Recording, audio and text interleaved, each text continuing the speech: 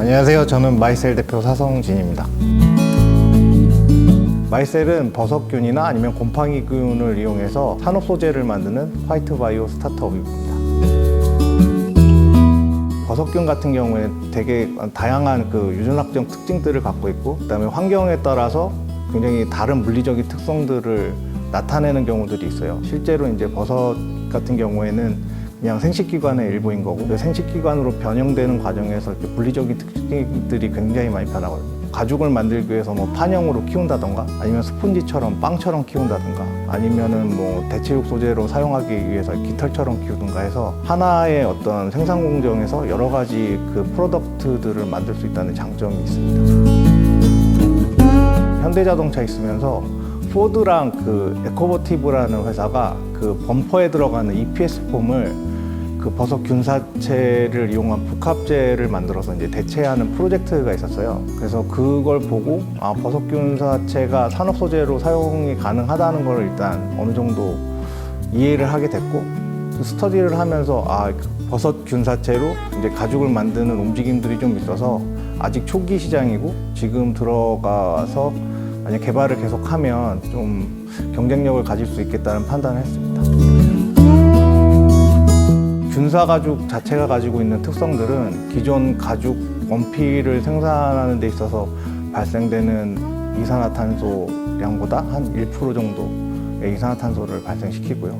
물 사용량도 가죽 원피 같은 경우에는 한 18만 리터 정도가 물이 소요가 되는데, 균사 가죽을 그 정도 사이즈로 만들 때 어떤 물 소요량은 한 300리터 정도로 해서 굉장히 물 사용량이 적거든요. 폐기물들이 이제 당연히 생분해가 가능한 것들이 있고, 아니면 이제 폐기물들이 다른 소재들로 이제 활용될 가능성이 높아서 ESG 측면에서 큰 장점이 있다고 보고 있습니다. 일단 예측되고 있는 시장 규모는 한 2억 달러 규모인데 굉장히 초기 시장이고요. 근데 이제 아무래도 이제 ESG나 아니면 환경 관련된 이슈들이 좀 강화되면서 패션 부분에서 수요가 굉장히 커지면 지금 현재 대체 가죽 시장이 인조피혁 시장 정도의 규모로 성장할 거라고 예측하는 분들도 있습니다. 인조피혁 시장 같은 경우에는 150억 달러 정도 규모가 현재 형성되어 있는 것으로 알려져 있고, 대체 가죽 같은 경우에는 지금 10%가 지금 넘어가고 있는 상태라서 굉장히 빠르게 성장하고 있는 시장이라고 보시면 되겠습니다.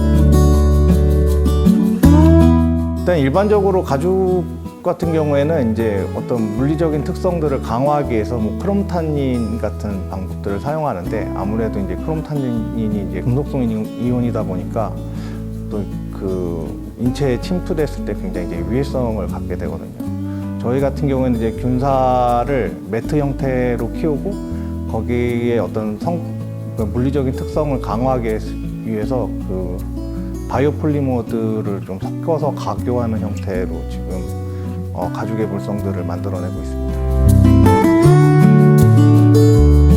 저희가 지금 출원하고 지금 등록 과정을 겪고 있는 거는 9가지 정도가 되는데, 대부분 이제 가죽을 어떻게 처리한다든지, 아니면 이제 생산 공정을 어떻게 만든다든지, 이런 쪽에 이제 특허들이 많이 나요.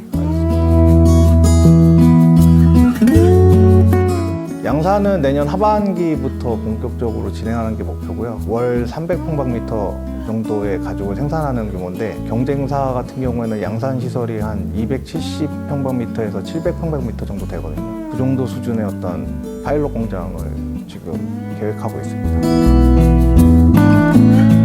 곰팡이균 같은 경우에는 이렇게 발효조라고 해서 이제 배양기 안에서 크게 되는데, 얘네들이 이제 배양기 안에서 크게 되면 실처럼 크는 특징들이 있어요. 그래서 이제 이런 실처럼 큰 애들을 이렇게 물리적으로 텍스처라이징 한다는 표현을 쓰는데, 치대게 되면 식감을 만들어내게 되거든요. 곰팡이 같이 빠르게 이제 배양되는 어떤 미생물을 통해서 대체육 소재를 찾고자 하는 시장들이 빠르게 성장했던 걸로 이제 판단하고 있습니다.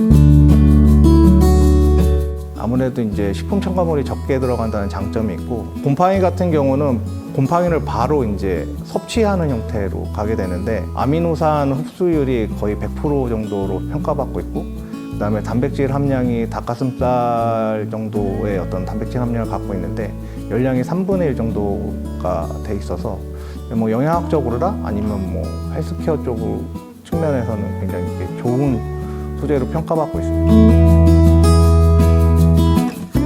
현대자동차 입사할 때는 그러니까 시트 시스템 설계팀으로 입사했고요. 한 2년 정도 있다가 이제 공모를 통해서 이제 스타트업 육성하는 팀으로 넘어갔고요. 그때 처음에 했던 아이템은 음파 기반의 인터페이스를 개발하는 일을 했고 3년간 개발하고 기술 이전한 다음에 그다음에 이제 마이셀 관련된 일을 다시 공모해서 지원을 하게 됐습니다. 그다음에 우리나라 같은 경우에는 이제 버섯 산업 규모가 한 1조 6천억 정도의 되게 큰 농업이라기보다는 이제 산업 규모에 거의 가까운 것이었고 버섯 재배 기술이 거의 세계 1위 정도가 되기 때문에 처음에 이제 접근했을 때는 그러니까 농업계에 갖고 있는 기술이랑 그다음에 자동차에서 요구되는 요구 조건들을 맞춰서 기술을 개발하면 굉장히 빨리 적용할 수 있겠다라고 생각해서 처음에 이제 접근을 하게 됐죠. 근데 실제로는 버섯을 잘 키우시는 분은 이제 소재 관련 쪽으로 이제 접근한 이력이 없으니까 아무래도 그런 쪽 기술이 기반이 없는 게 사실이고요. 그래서 현대자동차에서 이제 지원 프로그램 통해서 이제 자체적으로 그 소재화 기술들을 이제 개발했다고 보시면 되겠습니다. 회사 시스템에 아무래도 익숙해지다 보면 회사 시스템을 벗어났을 때 내가 어떤 사람일까라는 고민들을 되게 많이 했던 것 같아요. 똑같은 분야를 한 10년 이상 하게 되면 아무래도 시야가 이제 좁아지기 때문에 그런 부분에서 좀 고민을 많이 했던 것 같은데 창업을 하고 나서는 좀 다양한 시각에서 좀 뭔가 이렇게 일들이나 어떤 사건들을 이렇게 바라볼 수 있는 기회들이 많이 생겼던 것 같아요.